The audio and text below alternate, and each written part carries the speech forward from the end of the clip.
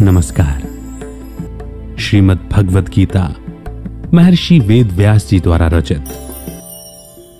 श्री कृष्ण कहते हैं, हे अर्जुन, मेरा जन्म और कर्म दिव्य अर्थात निर्मल और अलौकिक है।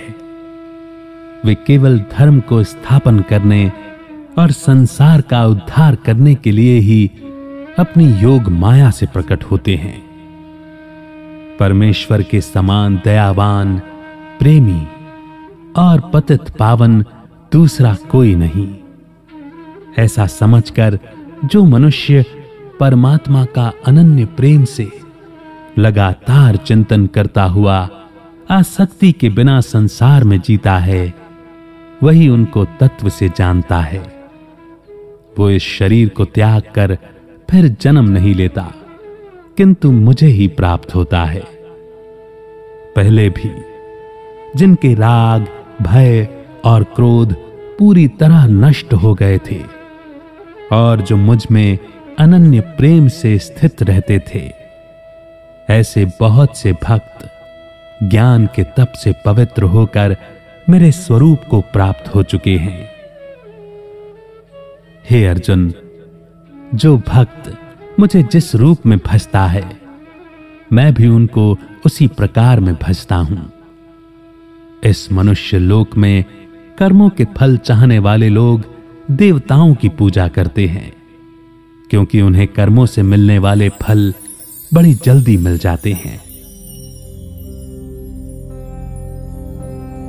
इस संसार में अपने अवतार के कारणों को बताने के बाद भगवान ने कहा कि वे मनुष्य जो इस महान सत्य को जानते हैं कि कभी जन्म न लेने वाले परमात्मा जन्म और मृत्यु से परे हैं और वो धर्म की स्थापना के लिए कर्म करने में सक्रिय रूप से लगे हुए हैं, वो आत्मज्ञान यानी कि सेल्फ नॉलेज की रोशनी से भर जाते हैं, परम सत्य को जान जाते हैं।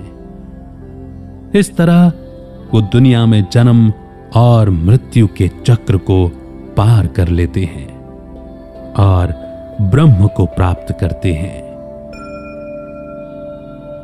अवतार का उद्देश्य केवल दुनिया की व्यवस्था को बनाए रखना ही नहीं है, बल्कि मनुष्य को उनके स्वभाव में परिपूर्ण बनने में मदद करना भी है। इसके लिए मनुष्यों को सांसारिक वस्तुओं के लिए लगाव का त्याग करना होगा, इच्छा से मुक्त हो जाना होगा, स्वार्थ से मुक्त होना होगा। मनुष्य को इस बात को समझना होगा कि वो निरंतर अविनाशी शाश्वत आत्मा है और बदलाव केवल शरीर का एक गुण है।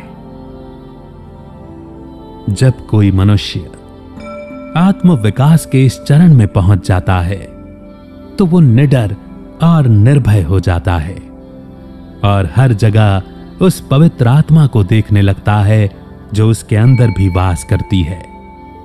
और ऐसी अवस्था में उसके अंदर क्रोध पैदा नहीं होता, वो उसी भाव में लीन हो जाता है और उसके प्रति पूर्ण समर्पित हो जाता है। इस प्रकार वो ज्ञान की अग्नि से शुद्ध होकर भगवान की शरण ले लेता है। यहां ज्ञान को अग्नि के रूप में बताया गया है। जैसे अग्नि सब कुछ जला देती है, ज्ञान का प्रकाश भी सभी अव्यक्त प्रवृत्तियों, इंप्रेशन, इच्छाओं, वासनाओं आदि को पूरी तरह से हटा देता है और मनुष्य के मन को शुद्ध बनाता है। जिस मनुष्यात्मा के जैसे भाव होते हैं, उसके पास वही लौट कर आता है।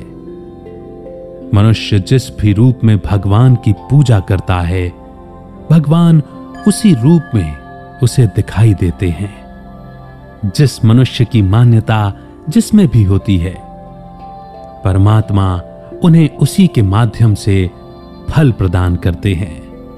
परमात्मा इन्हीं रूपों के माध्यम से खुद को व्यक्त करते हैं। अथर्ववेद कहता है, एकम ज्योति बहुधा विभाति, यानी एक प्रकाश ही अलग अलग रूपों में प्रकट होता है। मनुष्य इस दुनिया में देवताओं की पूजा इसलिए करते हैं क्योंकि वे अपने कर्मों के फल का सुख तुरंत भोगना चाहते हैं, परंतु उन कर्मों के फल को देने वाला मैं ही एक हूं, वे ये नहीं जानते। जिस मनुष्य की जिस देवी देवता में श्रद्धा होती है, भक्ति के द्वारा मिले फल प्राप्ति के कारण उनकी श्रद्धा और दृढ़ हो जाती है। वे और अधिक भावना से देवी देवताओं की भक्ति करने लग जाते हैं। परंतु जो मनुष्य मेरे सत्य परिचय को जान जाता है, साधना के द्वारा मेरे ही सत्य स्वरूप का स्मरण करते हुए अपने विकारों को भस्म करने का प्रयास करता है, जिसके राग, द्वेष, क्रोध, वासना इत्यादि समाप्त हो गए हैं, और जो मुझ एक के ही प्रेम में मगन रहता है, वो मुझे प्राप्त कर लेता है।